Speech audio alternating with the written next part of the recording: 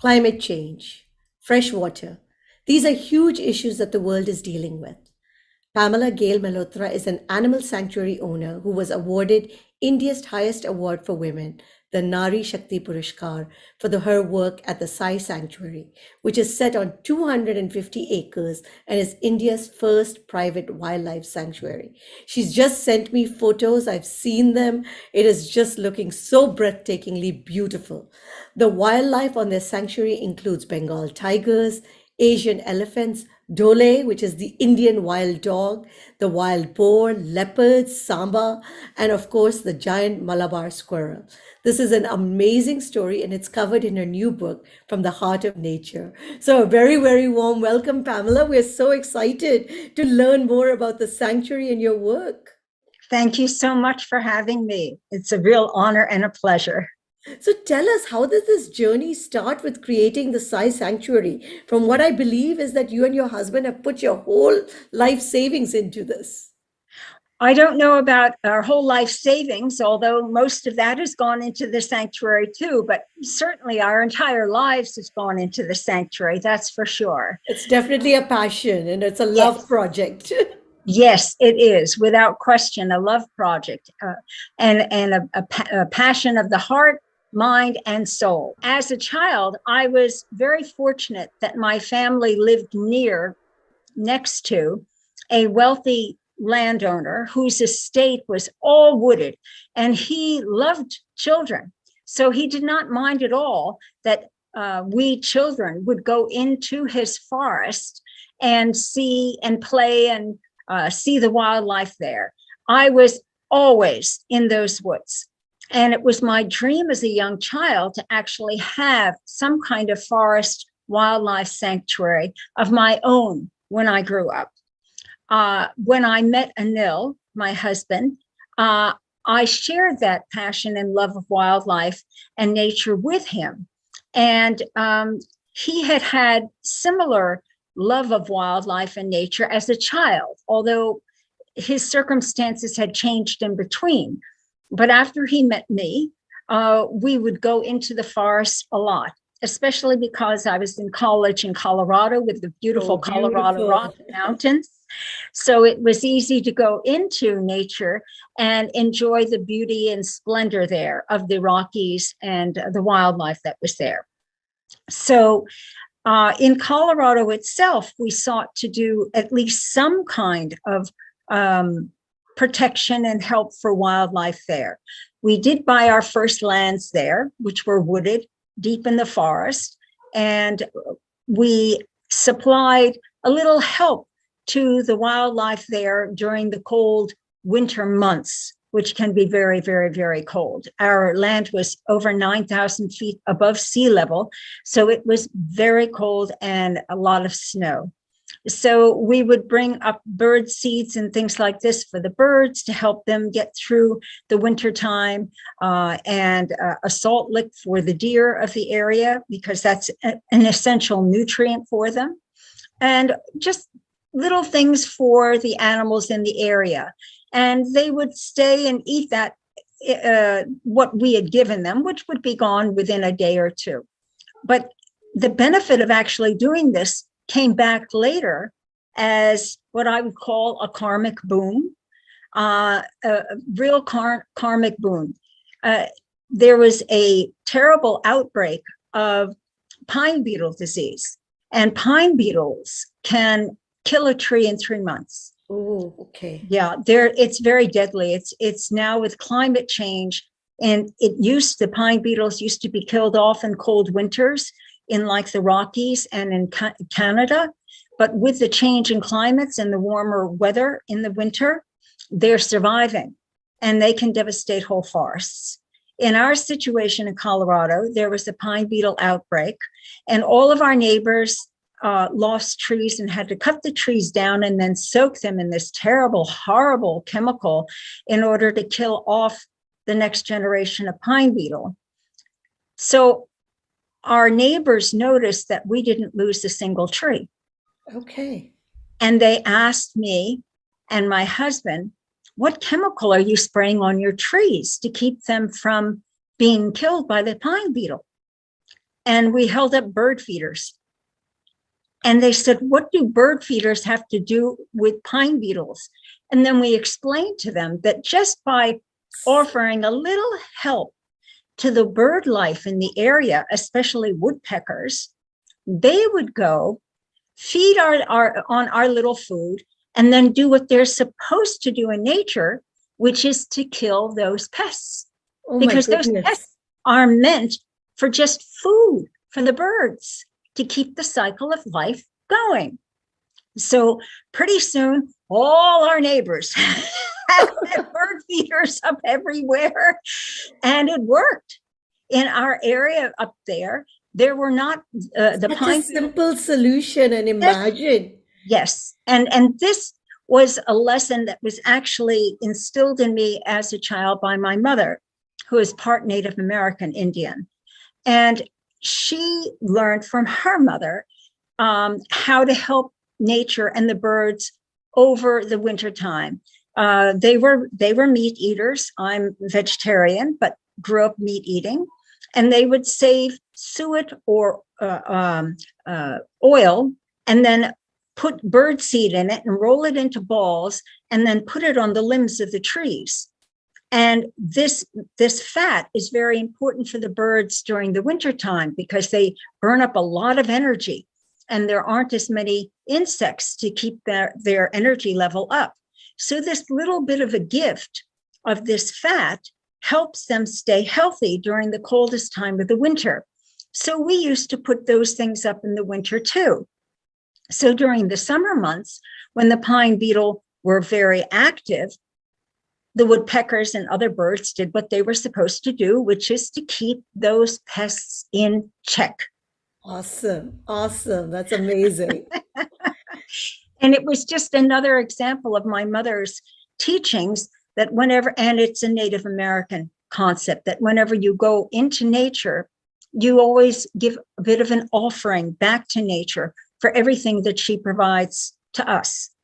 So, and it's very similar. You see the same type of a teaching in the ancient Vedas as well here in India, that when you are going into nature, you remember the other children of nature because they're our brothers and sisters.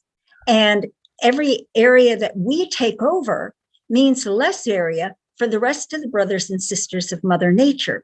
So a little help here and a little help there goes a long way to help keeping nature in balance. Not only that, that little help helps us also, right? Yes, it does. That's what this whole pine beetle thing was so clear, so evident, and such a stark difference between those who did not help out just that little bit and those who did.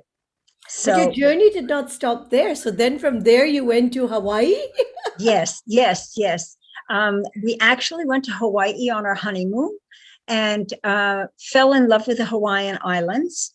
And we were shown some land up against the forest preserve on the big island of Hawaii, on the wet side of the island. And the land had two beautiful streams, year-round streams flowing through it that fed the two main waterfalls on the island, Akaka and Kahuna Falls. And so Kahuna Falls is very famous because we've all heard of it. yes. Kahuna, yes. It's very interesting because it's like it drops and then it drops again. Yes. And Akaka is really spectacular because it just drops all the way down. So the headwaters for these waterfalls flowed through this property. And even in the dry seasons, these streams, these rivers, actually kept flowing where most of the others would dry up. So we ended up buying this land, which was about 37.5 acres up against the forest reserve. And we started protecting the wildlife and all of it there. And we also did some organic farming up there. So this was like our first wildlife sanctuary, if you will. In the process of doing the organic farming, we also remembered the concept of giving back to nature. For example, around our vegetable farms, we would plant sunflower seeds, the sunflower seeds. Then they would come up rich with their sunflowers. And that is what the birds would eat, as well as helping to keep our crops free of pests. Very Rather nice. than eating the vegetables and things themselves. They were very happy with the sunflowers. So it's again another example of, if you will give a little bit to nature, she will give you so much more back in such an abundance. And we just have to change the mindset from conquering nature to cooperating with nature, and from being apart from nature to being a part of nature. So beautifully said. So, how did you come to India? I think everybody's asking now. You're living in Colorado, you're living in Hawaii, and now all the way to India. Well, actually, in October of 1985, we received a telegram from Anil's mother.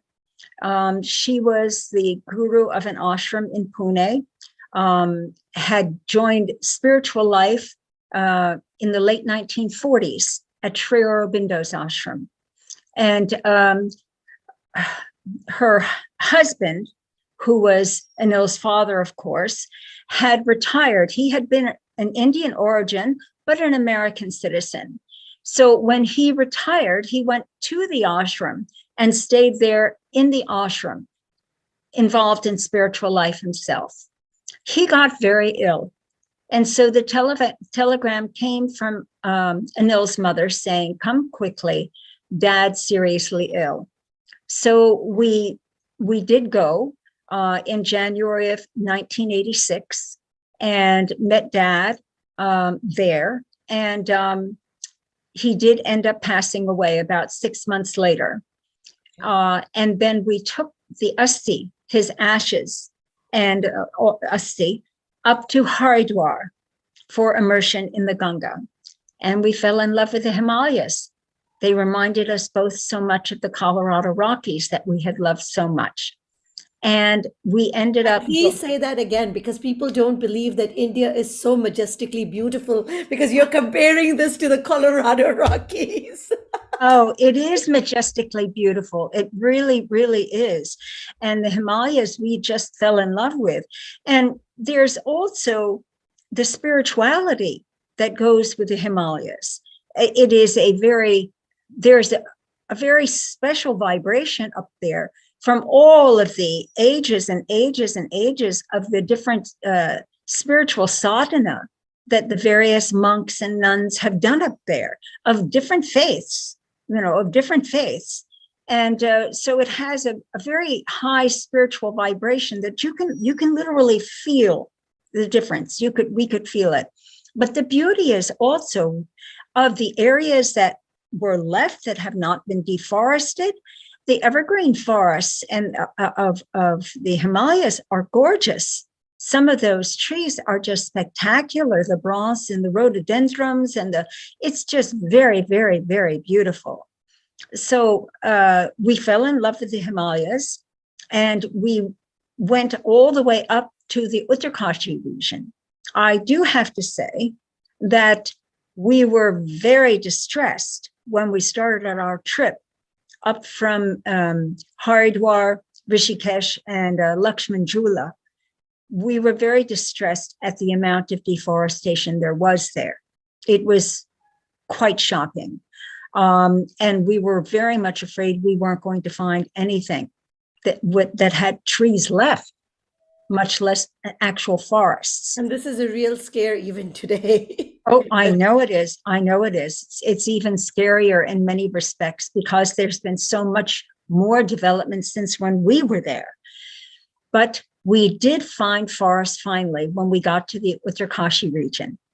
And above Uttarkashi town itself, we looked in two different areas. One was called Fold, which had forests around it, and the other was around the Asiganga area. And the Asiganga is a major tributary to the Bhagirathi River, which is, of course, what becomes the Ganga.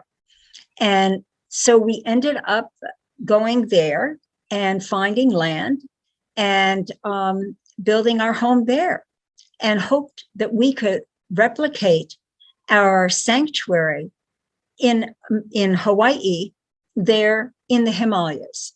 We did also buy some land even further in toward Dotital Lake, which is a beautiful area up there. And the land we still have is bordered by reserve forest. And you have black bear and other different species that come through. It's very, very, very beautiful. But we had one problem. And at that time, this was part of Uttar Pradesh. And the Uttar Pradesh land ceiling laws were such that a family could only own 12 acres of land, one whole family, just 12 acres of land. That wasn't anywhere near enough to do what we had wanted to do. So my husband, God bless him, set off for the South. We had actually been in the South quite soon after landing in India, and we had actually gone to Nagarhole National Park. And it was while we were in Nagarhole that the then wildlife warden, who was also a Kodava, K.M. Chinnappa, asked us to please think of putting our sanctuary up in the Kodagu district, because this was his district, and he wanted to see as much of it preserved as possible. God had different plans, and we ended up in the Himalayas first, but we went full circle, and Anil ended up coming down here and searched all over. And it was quite a search. He went to Tamil Nadu, he went to Kerala, he went to different parts of Andhra Pradesh, Goa, Karnataka, and was very disappointed until someone reminded him about going to the Kodagu district. And that's when he came in touch with a friend of a planter whose land was being foreclosed. And that was the start of Sai Sanctuary, because that ended up being the first piece that is actually the heart of the sanctuary today. That's amazing. But, that puts a lot of pressure when you start to think about it, that you need a lot of people that are in the private sector to start and say, I need to open my heart out and actually take these large parcels of land and protect them. Because, even though we feel that is the job of the government. I understand. That is a common, I would call it, misconception, to think that this is all the government's job. It's even written in the Constitution of India that the citizens of India have a duty to protect and preserve the forests and wildlife and natural ecosystems, and to have compassion for living creatures. It is right there. First clause regards the state's responsibility, but the clause right after it deals with Indian citizens themselves and their duty to Mother Nature and to preserving the country's rich heritage of life that is found in nature for future generations. And I do understand that it's a little inhibiting to think of the money and values involved and the amount of work. Without my husband's expertise in law and finance, and his sheer determination. I think passion. This Yes. takes a lot of passion. Yes. Without that, the sanctuary would not exist. That is true. But today, we have to look to join hands with others. It may not be individuals, just like my husband and myself. It can be extended families. It can be a group of friends. It can be cooperation with NGOs. It can be cooperations with businesses. This is where business really needs to step up. They have CSR funding. That funding can go to help protect these private lands, especially those that are still forested, because they will help protecting us. As you mentioned before, we protect Mother Nature, she protects us. This is a perfect example of that. We protect her forests protect us from climate change, absorbing all of that carbon and giving us all the water we need. not just for bathing and drinking, etc., but also for manufacturing and running health institutions, college institutions. Any business has to have a reliable source of water. And if we don't have our forests, we don't have that source of water. So this is where business can have a very good, positive impact in helping to protect these or piece back together the fragmented areas of the government's forests, either with helping NGOs to make this purchase or being involved with CSR funds for individuals and groups. So there is a wide scope of cooperation where we can all pitch in and do our bit to help preserve the future, help, first of all, to help our present, but then to preserve the future for our children. Because if we don't, how do we look them in the eye years from now when temperatures are soaring and things are dying, including plenty of people? How do we look them in the eye and say, well, we didn't do it because we thought it was too hard, or we didn't care enough, or we thought it was too much to do? Those aren't good enough answers. I just want to also bring attention to two things. It wasn't like you were born very wealthy. So I want people to understand that it is you have actually put and started from, from not a grand stature, because people might assume, okay, here she was living in Montana and Hawaii. She came with huge No. checks, and it was not an issue for buying up and saving. No. I came from a middle-class family in America. Both my mother was a teacher. My father was a construction engineer. All of us kids had to work for our money to be able to go to college, to afford our college fees and all of the living expenses involved in college, which my parents, of course, helped out. But still, we all had to work. I've been working since I was 14 years old. I wanted to just clarify that so people Yes. do understand that this is something that really is love also and passion.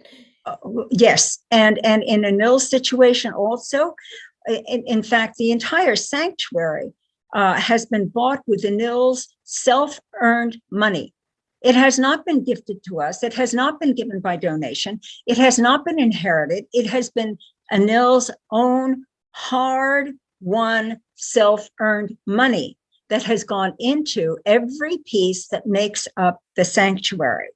And the most important thing in life is to have a goal, because if you don't have that goal, then you're just kind of wandering from here, there, and you're existing. You're not moving forward. You're just kind of treading water, as it were. Our goal was a dual goal. One was to turn my dream of this wildlife sanctuary into a reality. The second was to help ourselves from a spiritual standpoint by being in this incredible forest and connect with the spirit that's behind all of this beautiful forest reality. So we had to save, we had to scrimp. I mean, I worked 2 jobs. I didn't have weekends off. Anil worked like crazy. He was on commissions. And anyone that works on commission knows how difficult that can be. You can do so much work and then it doesn't pan out. So it was a lot of hard work and dedication. And yes, our life savings and then some is here in the sanctuary. But it has always been our passion, our goal, and my dream. And we hope to inspire others to follow that same path, because I have not found anything more fulfilling than doing this kind of work. I have not found anything more joyful than being out in nature and experiencing the wildlife and the beauty and just the awe of nature all around. And then the peace, and being able to hear like the wind blowing or the water flowing. We have forgotten how to use our senses because we're in the cities and we're constantly assaulted by noises and smells and terrible sights, etc. Going back in nature helps reconnect us with our mother. She is our mother. And it helps remind us of what our senses were supposed to be used for. And I also want you to delve into this because deforestation, I think a lot of us have understood climate change, but this pressure that fresh water, especially drinking water, is also at risk. Please talk a little bit about that because I think a lot of people have started talking about it, but I think let's bring that also to the forefront. Because it's the basis of our survival, you know? It is. Without water, we cannot survive.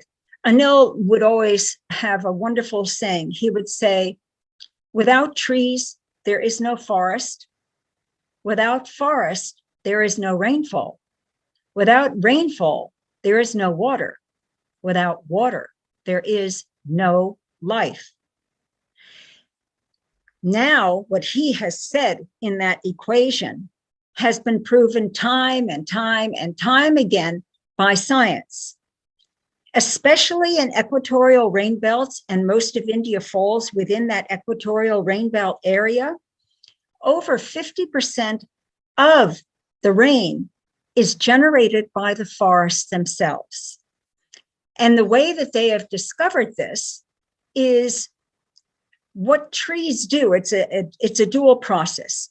The first is evapotranspiration. This is where the leaves of the tree suck up water from under the ground and bring it up the trunk and out the branches into the leaves, where it's released as water vapor during the process of photosynthesis, where they take the sun and the carbon and all of this in order to make the sugars for the tree to live upon. When they put that water vapor out there, the other part of what trees and flora in general, especially mushrooms in forests, do is they spew forth tiny spores of potassium salts. When those go into the air, the water vapor coagulates around that spore to form raindrops. Exactly. And so you have your cloud formation with the raindrops and then the rain You've falls. explained science so beautifully. But what's even more amazing is you can actually tell where the rain has formed from. Now, of course, there's evaporation from the oceans, or like the Bay of Bengal or like the Arabian Sea, that goes up, and that has a potassium salt too, which forms for water vapors, etc. But each potassium salt has its own specific chemical signature. They're different. The ones that are spewed forth and cause the rain from the trees are different than the ones that have come from evaporation from the ocean. So you can catch the water and put it under a microscope and say, oh, this was generated by the forest and this was generated by the ocean.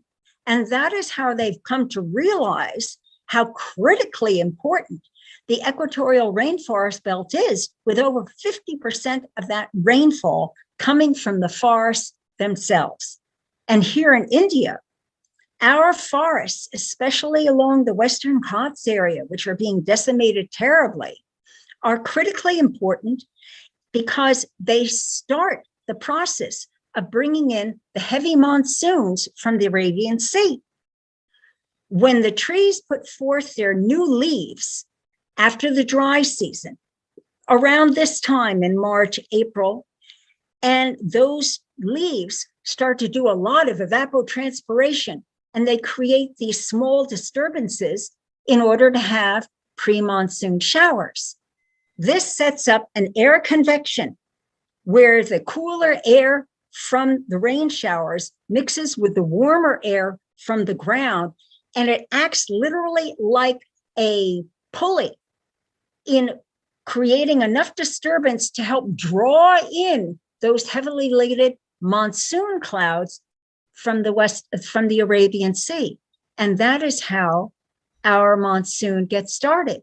So when we deforest our Western Ghats, we not only diminish our rainfall amount, but we also delay the start of the monsoons.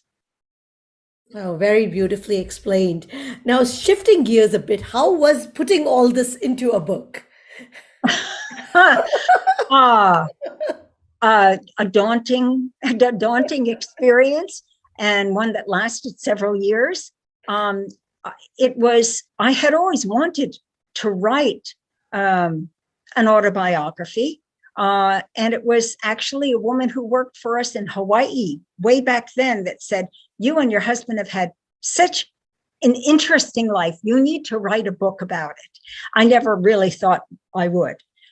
But when Penguin contacted me and asked me to write it, I said, okay. It was daunting because there was a lot of research involved in it too.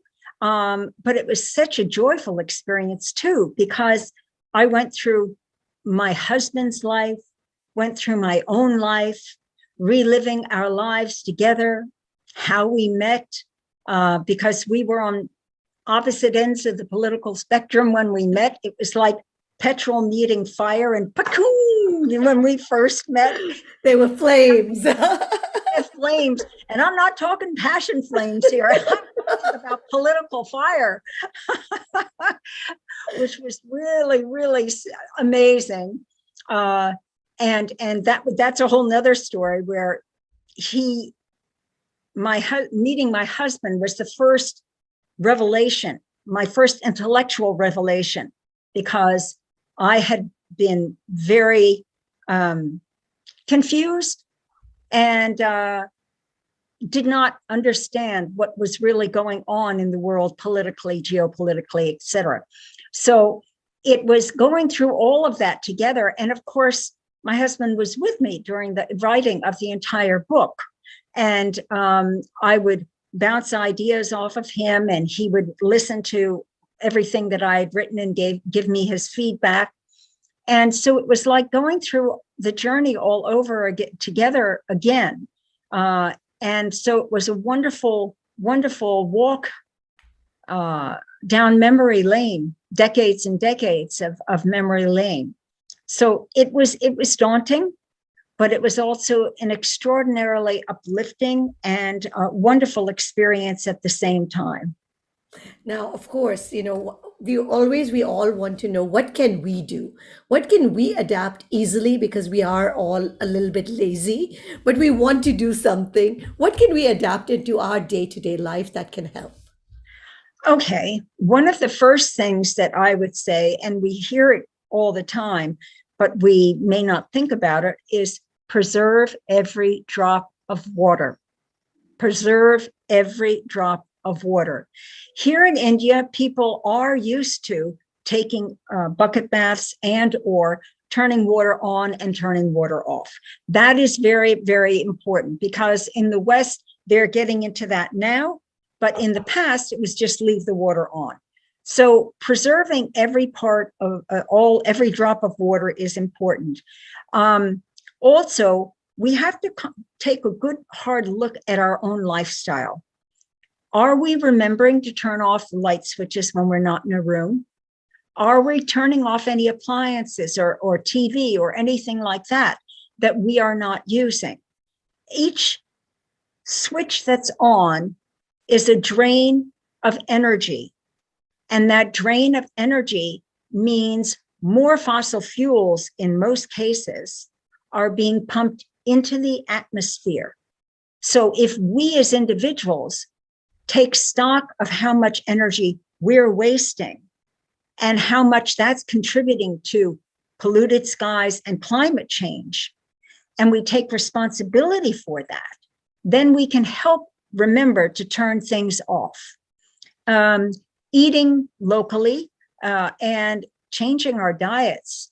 If people can become vegan or vegetarian, that is a major help to the forests, because so much of the forest is cut down to provide feed, soybean feed, etc., or pasture lands for cattle or sheep or other animals that are killed for slaughter. So even if we can't, and remember, I came from meat-eating family. 3 times a day we had meat, 3 times a day. So if you can't cut out, I know it's a transition, at least cut down. At least cut down. That, and even dairy products overconsumed will put more pressure on Mother Nature. So your diet is very important. Also, recycling everything you can. Wherever you live in your neighborhood, start getting involved. Do you have a park nearby? See if it can be beautified. See if there's a community group that you can work with together. Because the more plants that are planted, especially those that produce some type of flowers and seeds for birds or small little mammals, the more you're helping the cycle of life, and you're helping the carbon cycle at the same time. And it's far more peaceful. You'll have a place you can walk in where you can breathe in some oxygen. Because, I mean, post-COVID, we're already struggling. It was beautiful blue skies and yes, isn't it? That's true. Yes. So we need to take responsibility, and for our own lifestyle. Do we really need that brand new smartphone? Do we have to go for that new laptop? We have to examine our choices as far as what we purchase. How really important are they? And how much can we use that is still working fine, but is just a few years old? Then, as I said, recycling everything we can, being creative. I mean, using bottles, reusing bags, trying to go from the plastic things to the reusable things, using cloth bags, et cetera, that type of thing. It sounds very small, but in a country as large as India, when we as individuals make a decision to do something, it has a major ripple effect across the entire country and the world at large. It truly, truly does. We have such a large population. If it goes in the right direction, we are helping to push the new wave of rewilding, protecting, and Mother Earth, and helping preserve the planet for our children and our children's children in a way we can be happy and proud to hand over to them. But I love what you've said, Pamela, because what you've told us is something that all of us can do. There is nothing in there that says, oh my goodness, I need to make such a big, drastic change to my lifestyle. It's just being more mindful and being mindful of our choices. Thank you so much. Like I told you, I'm dying to come. I cannot wait. It is like on my to-do. I am wanting to see the Bengal tigers and the Asian elephants. So thank you so much for being with us today. Thank you so much for having me. It's been my pleasure.